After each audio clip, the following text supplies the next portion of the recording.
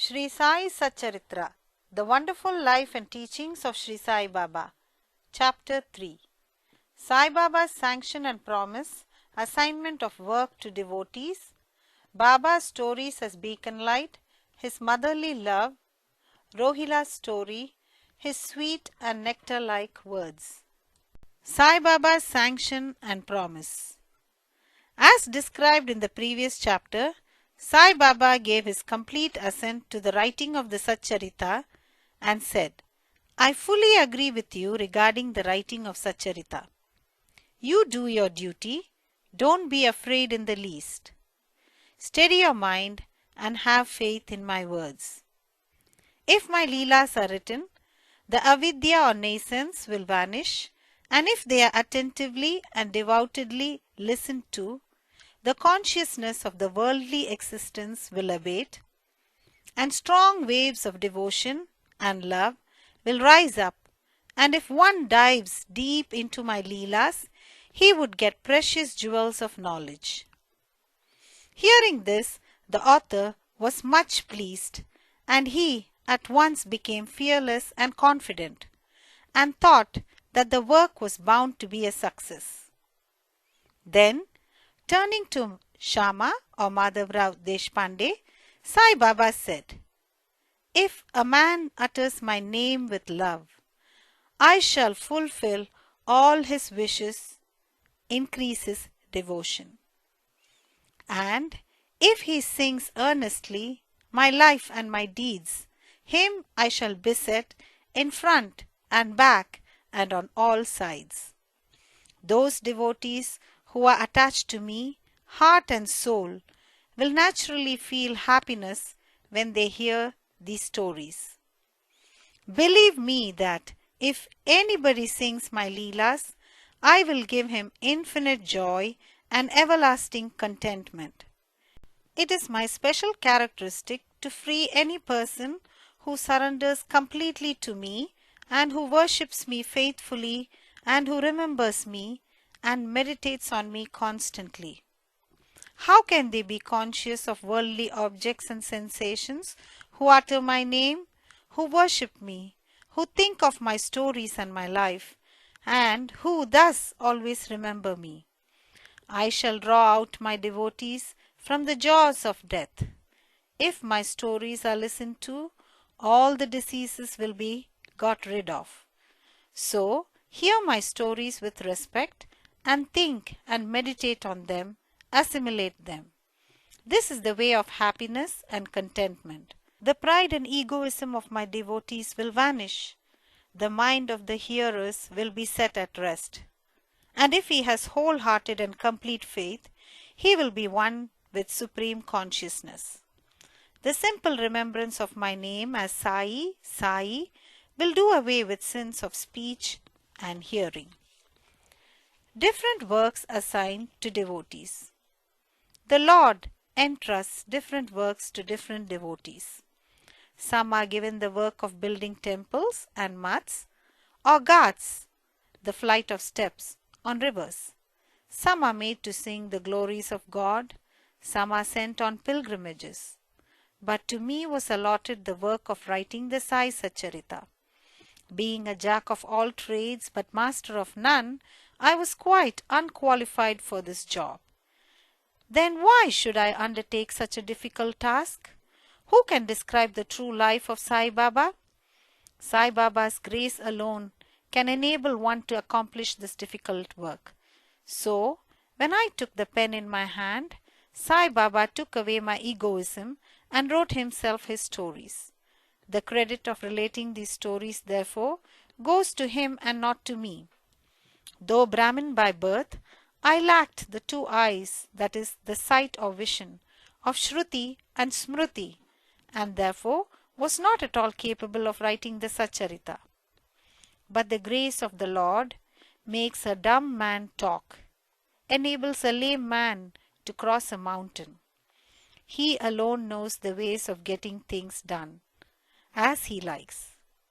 Neither the flute nor the harmonium knows how the sounds are produced. This is the concern of the player. The oozing of the Chandrakant jewel and the surging of the sea are not due to the jewel and the sea, but due to the rise of the moon.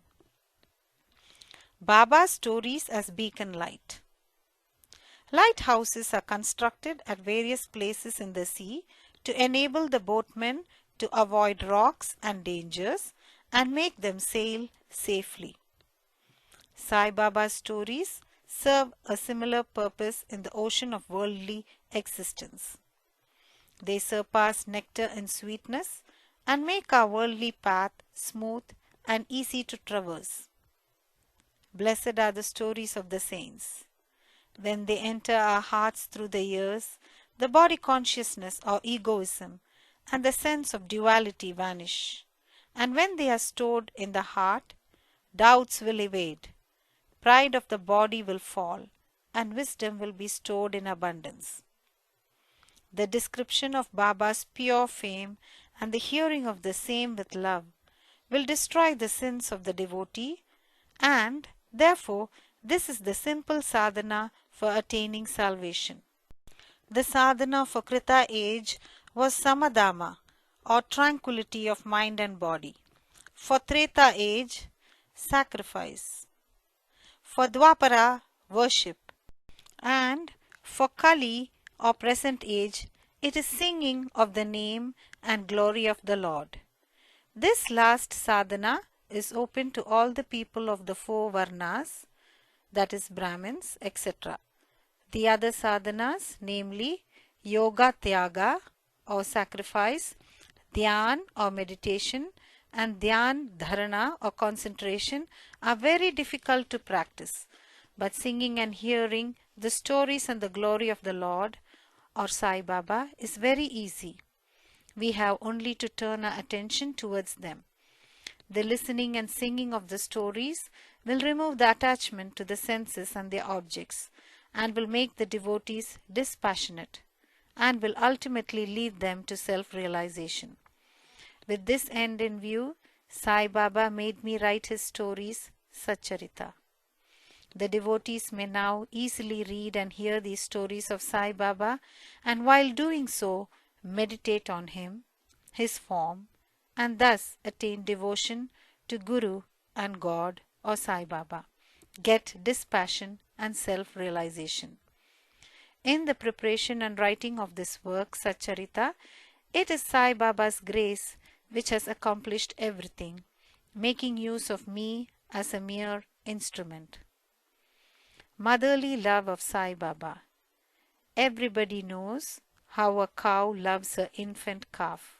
Her udder is always full, and when the calf wants milk and dashes at the udder, out comes the milk in an unceasing flow.